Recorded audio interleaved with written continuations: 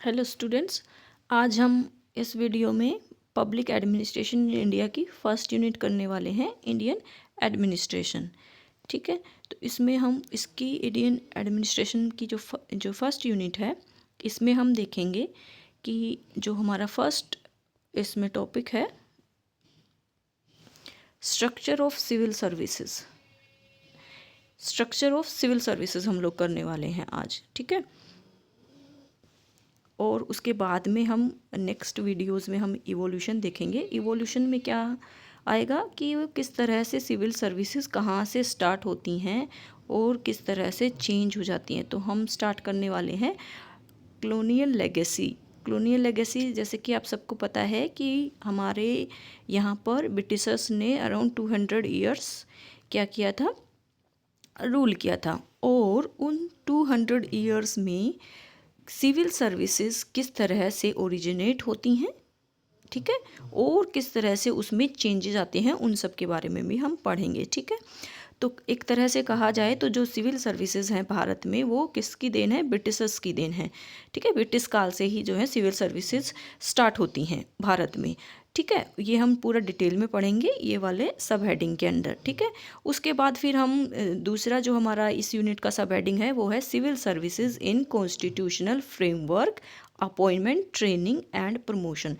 तो इंडिपेंडेंस के बाद 1947 के बाद भारत में सिविल सर्विसेज का क्या स्ट्रक्चर है उसके बारे में हम पढ़ेंगे। और 1950 में जब हमारा कॉन्स्टिट्यूशन लागू हो गया था तो उसमें क्या फ्रेमवर्क है सिविल सर्विसेज का, उसकी अपॉइंटमेंट कैसे होती है, ट्रेनिंग क्या है और प्रमोशन के बारे में हम पढ़ने वाले हैं सेकंड सब हेडिंग में। ठीक है, और उसके बाद फिर हम पढ़ेंगे पीएमओ, प्राइम मिनिस्टर ऑफिस और कैबिनेट सेक्रेटेरिएट। ठीक है, कि प्राइम मिनिस्टर जो सिविल सर्विसेज से रिलेटेड है और इंडियन एडमिनिस्ट्रेशन से रिलेटेड है, उसमें क्या पीएमओ की क्या भूमिका है और कैबिनेट सेक्रेटरीज वगैरह का क्या काम रहता है, उसके बारे में हम इसमें पढ़ेंगे। फिर इसका जो इंडियन एडमिनिस्ट्रेशन जो हमारी फर्स्ट यूनिट है, उसका लास्ट जो सब हेडिंग है वो है major initiatives in administrative reforms, यानी कि भारतीय प्रशासन से संबंधित किस तरह से उसमें बदलाव लाने की कोशिश की गई है। इनिशिएटिव्स क्या होती हैं? पहल। अलग अलग रिफॉर्म्स का मतलब क्या होता है? बदलाव, सुधार करना। एडमिनिस्ट्रेटिव मतलब कि प्रशासनिक सुधार के बारे में हम देखेंगे। ठीक है, तो स्टार्ट करते हैं हम इसमें पहला सब हेडिंग से, स्ट्रक्चर ऑफ सिविल सर्विसेज। ठीक है, तो स्ट्रक्चर ऑफ सिविल सर्विसेज में हमारा क्या आता है वो हम देखते हैं। भारत में कितनी तरह की सिविल सर्विसेज हैं। ठीक है, तो सबसे पहले हम इस टर्म को देखते हैं, सिविल सर्विसेज होती क्या है। The term civil services covers the large number of permanent officers required to run the machinery of government. Machinery of government का मतलब क्या होता है? ये सरकार का पूरा काम काज करने के लिए जो व्यक्ति होते हैं, जो ऑफिसर्स होते हैं, उसको हम सिविल सर्विसेज के अंडर रखते हैं। यानी कि ये जो हमारी होती है वो परमानेंट होते हैं। परमानेंट से मतलब क्या है कि सिविल सर्विसेज के जो ऑफिसर्स होते हैं उनको की जो अपॉइंटमेंट होती है वो मेरिट के बेस पर होती है, किसी कॉम्पिटिटिव एग्ज़ाम के थ्रू होती है, और उनका जो है उसके लिए एक एज निहित होती है कि इस एज के ग्रुप, इस सर्विस के लिए इस एज के लोग अपीयर हो सकते हैं एग्ज़ाम के लिए, फिर इतनी एज में वो रिटायर हो जाएंगे। ठीक है, तो ये होती है परमानेंट। परमानेंसी का मतलब यही होता है, परमानेंट ऑफिसर्स वही होते हैं। ठीक है, उसके बाद हमारे यहाँ पर एक्चुअली जो हमारा एडमिनिस्ट्रेशन का काम जो होता है वो दिखती है हमारी एग्जीक्यूटिव। ठीक है, एग्जीक्यूटिव में हमारे यहाँ पर दो तरह की एग्जीक्यूटिव होती है, एक पॉलिटिकल एग्जीक्यूटिव होती है, दूसरी एडमिनिस्ट्रेटिव एग्जीक्यूटिव होती है। जो पॉलिटिकल एग्जीक्यूटिव हमारी होती है उसमें हमारे मिनिस्टर्स आते हैं अलग अलग, जो सेक्रेटेरिएट जिसकी हम बात कर रहे थे, प्राइम मिनिस्टर ऑफिस की जो हम बात कर रहे थे। मिनिस्टर्स का काम क्या होता है? वो पॉलिसीज़ बनाते हैं। जैसा कि हम सबको पता है कि हमारे यहाँ पर क्या है, पार्लियामेंट्री डेमोक्रेसी है। पार्लियामेंट्री डेमोक्रेसी का मतलब है कि हमारे यहाँ पर जो जनता जो है, सिटीजन्स जो हैं, वो अपने रिप्रेजेंटेटिव को इलेक्ट करते हैं थ्रू इलेक्शंस, ठीक है। तो परमानेंट डेमोक्रेसी में क्या होता है, जब ultimate responsibility for running the administration rests with the elected representatives of the people called ministers, ठीक है। ये जो पार्लियामेंट में हम जनता यानी कि जो भी 18 साल का हो गया है, वोट डाल करके इलेक्शंस होते हैं हमारे यहाँ पे हर 5 साल में, अपने रिप्रेजेंटेटिव्स को इलेक्ट करते हैं और वो रिप्रेजेंटेटिव पार्लियामेंट में जाते हैं और फिर पॉलिसीज़ बनाते हैं, ठीक है।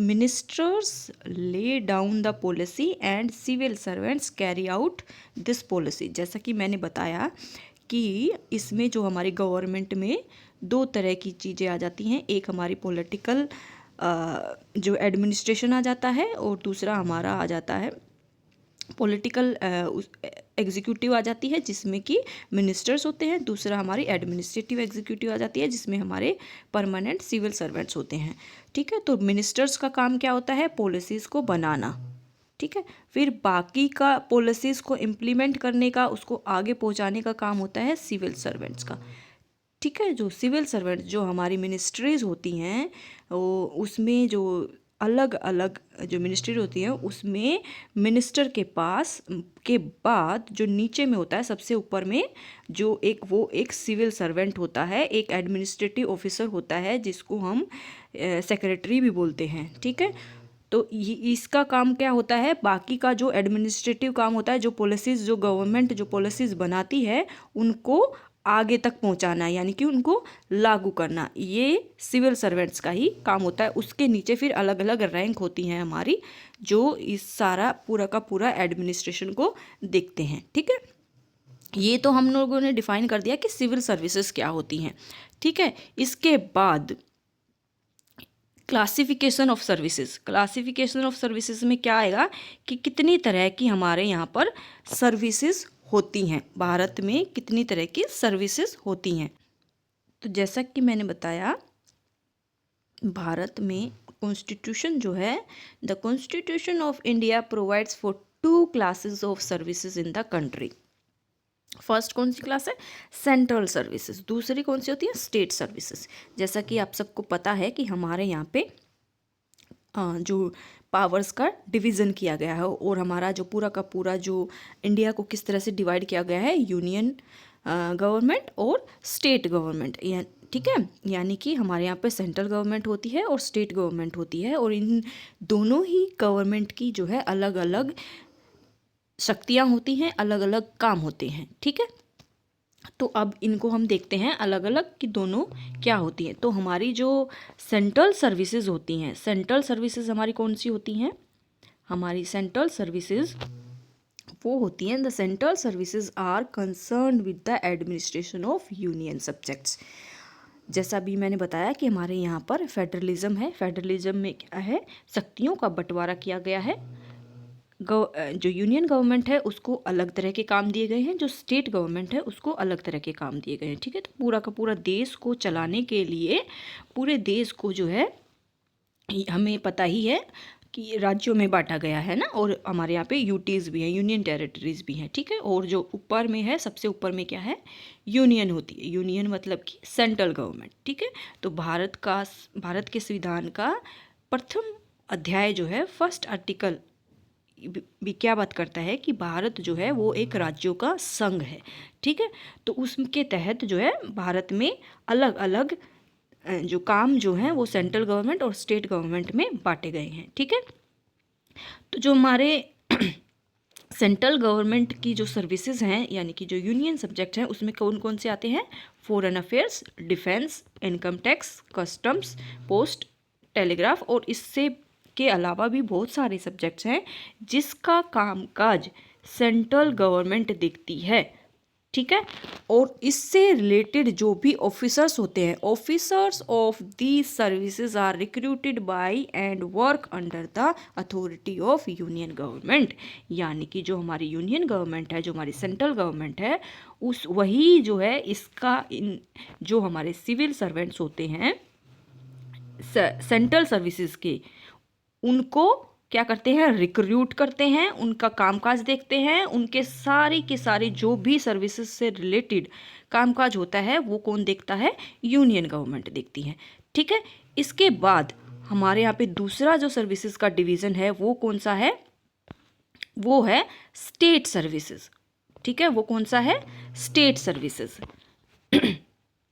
The subjects within the jurisdiction of the states, यानी कि जो सब्जेक्ट्स, जो कार्य राज्यों को सौंपे गए हैं वो कौन कौन से हैं, revenue, land revenue, agriculture, forest, education, और इससे के अलावा भी बहुत सारे सब्जेक्ट्स हैं जिस पर क्या है, स्टेट गवर्नमेंट के अंडर है, और उसको रेगुलेट, उससे रिलेटेड एडमिनिस्ट्रेशन कौन देखता है, स्टेट देखता है। ठीक है, और उसी के जो ऑफिसर्स होते हैं उसको देखने के लिए, एडमिनिस्ट्रेशन को चलाने के जो ऑफिसर्स होते हैं वो स्टेट सर्विसेज के अंडर आते हैं। ठीक है, और officers of the state services are recruited by different states through the state public service commissions, और जो स्टेट के से संबंधित सेवाओं में जो कार्यरत होते हैं ऑफिसर्स, उनको रिक्रूट कौन करता है, स्टेट पब्लिक सर्विस कमीशन। ठीक है, और यूनियन से रिलेटेड कौन करता है, UPSC, union public service commissions. ठीक है,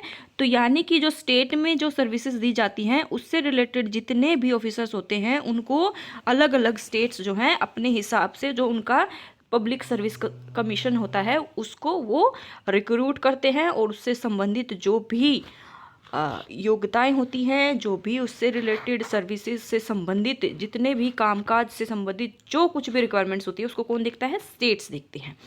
ठीक है, इसके अलावा इंडियन कॉन्स्टिट्यूशन एक और सर्विसेज की बात करते हैं, उसका नाम है all India services. All India services का मतलब होता है, जैसा कि नाम से ही पता चल रहा है, पूरे भारत में जो ऑफिसर्स काम करते हैं, यानी कि उसमें कोई स्टेट और यूनियन ऐसा वाला, यानी कि सेंट्रल और स्टेट्स वाला जो डिवीज़न नहीं होता, वो पूरे भारत में काम करते हैं, उसको बोलते हैं ऑल इंडिया सर्विसेज। जैसे कि हमारे आईएएस होते हैं, आईपीएस होते हैं, आईएफएस होते हैं। ठीक है, और इससे संबंधित जो भी होता है, ये जो होती है, these services are common to union and states and are composed of officers who are the exclusive employee of neither and may at any time be at the disposal of further, for example IS, यानी कि वो union जहाँ पर भी उसको, या तो वो यूनियन गवर्नमेंट के अंडर भी काम कर सकते हैं, वो स्टेट गवर्नमेंट के अंडर भी काम कर सकते हैं। ठीक है, और इससे रिलेटेड जो भी प्रोविजंस होते हैं, इस इन ऑल इंडिया सर्विसेज से रिलेटेड जो भी काम होता है उसको कौन देखता है, उसको देखता है parliament. Parliament may by law provide for the creation of one or more all India services common to the union and state and regulate the recruitment and conditions of services of persons appointed to any such services।